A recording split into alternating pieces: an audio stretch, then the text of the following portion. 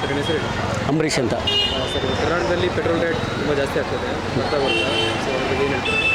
ಏನು ಹೇಳೋದು, almost petrol rate ಜಾಸ್ತಿ ಆಗಿದೆ, ಟೊಮೊಟೊ ರೇಟ್ ಜಾಸ್ತಿ ಆಗಿದೆ. ಟೊಮೊಟೊ 100 ರೂಪಾಯಿ 80 ರೂಪಾಯಿ ಆಗಿದೆ. ಈರುಳ್ಳಿ 100 ರೂಪಾಯಿಗೆ 1 kg 2 kg ಥರ ಆಗಿದೆ.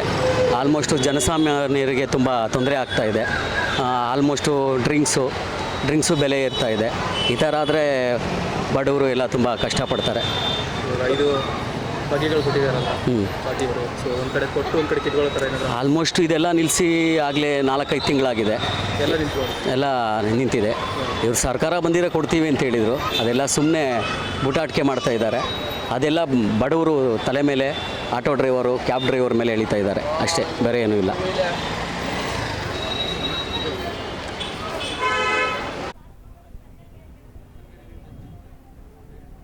ತರಕಾರಿ ಎಲ್ಲ ತುಂಬ ಬೆಲೆ ಆಗ್ಬಿಟ್ಟಿದೆ. ತರಕಾರಿ ಮಾತಾಡ್ಸೋಕ್ಕಾಗಲ್ಲ. ಮಟನ್ನು ಚಿಕನ್ ತೊಗೊಬೋದು, ತರಕಾರಿ ತೊಗೊಳಕ್ಕಾಗ್ತಾಯಿಲ್ಲ. ಅಷ್ಟು ಡಿಮ್ಯಾಂಡ್ ಆಗಿಬಿಟ್ಟಿದೆ ತರಕಾರಿಗಳು. ಹೆಂಗೆ ನಾವು ಜೀವನ ಮಾಡೋದು ಅನ್ನೋದೇ ಗೊತ್ತಾಗ್ತಾ ಇಲ್ಲ ನಮಗಂತೂ.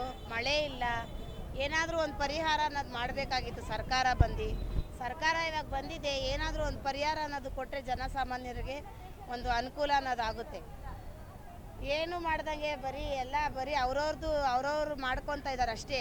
ಜನ ಬಡವರಾಗೆ ಉಳಿದಿದ್ದಾರೆ ಹೊರತು ಶ್ರೀಮಂತರುಗಳು ಹೆಂಗಿದ್ದಾರೋ ಹಂಗೆ ಇದ್ದಾರೆ. ಅವ್ರು ಸೇಫ್ಟಿ ಮಾಡ್ಕೊತಾರೆ. ಪ್ರತಿಯೊಂದು ಏನೇ ದುಡ್ಡು ಕಾಸು ಹಣ ವಿಚಾರ ಏನೇ ಬರಲಿ ಅವ್ರವ್ರ ಮನೆ ಅವ್ರವ್ರು ಸೇಫ್ಟಿ ಮಾಡ್ಕೊತಾರೆ ಹೊರತಾಗಿ ಬಡವ್ರದ್ದು ಏನು ಎತ್ತ ಅಂತ ಕೇಳೋರೇ ಇಲ್ಲಿ ಯಾರೂ ಇಲ್ಲ. ಬಡವ್ರ ಕಣ್ಣೀರು ದೇವ್ರಿಗೆ ಪಾದಕ್ಕೆ ಮುಟ್ತಾ ಇದೆ. ಏನು ಮಾಡೋದು ಅಂತಲೇ ಗೊತ್ತಾಗ್ತಾ ಇಲ್ಲ ಸರ್ ನಮಗಂತೂ.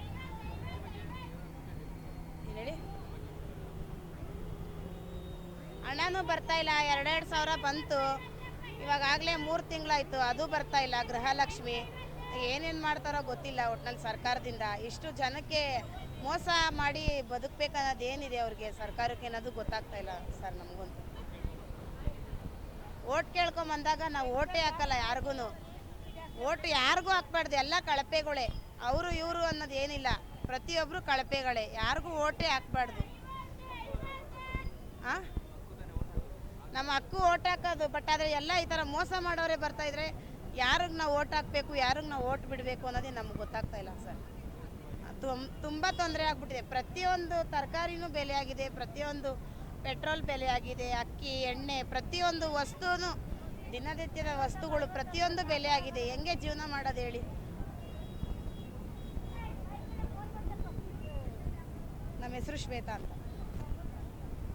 ರಾಜಮ್ಮ SSLC ಪಾಸಾಗಿ ಟೀಚರ್ ಕೆಲಸ 3 ವರ್ಷ ಮಾಡಿದ್ವಿ. ಅಂಥವಳಿಗೆ ಇಂಥ ಸ್ಥಿತಿ ಅಂದರೆ ಏನು ಮಾಡದೆ ಇದ್ರೆ ಏನು ಬರ್ತಾಯಿತ್ತು?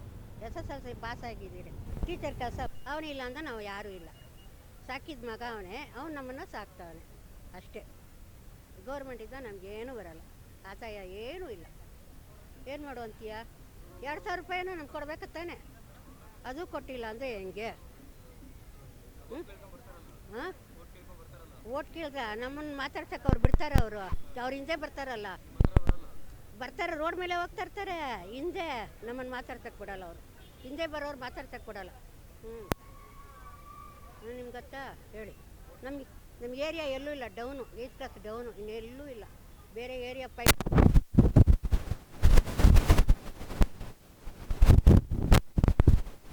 ಇನ್ನೇನು ಮಾಡುವಂತೀಯ?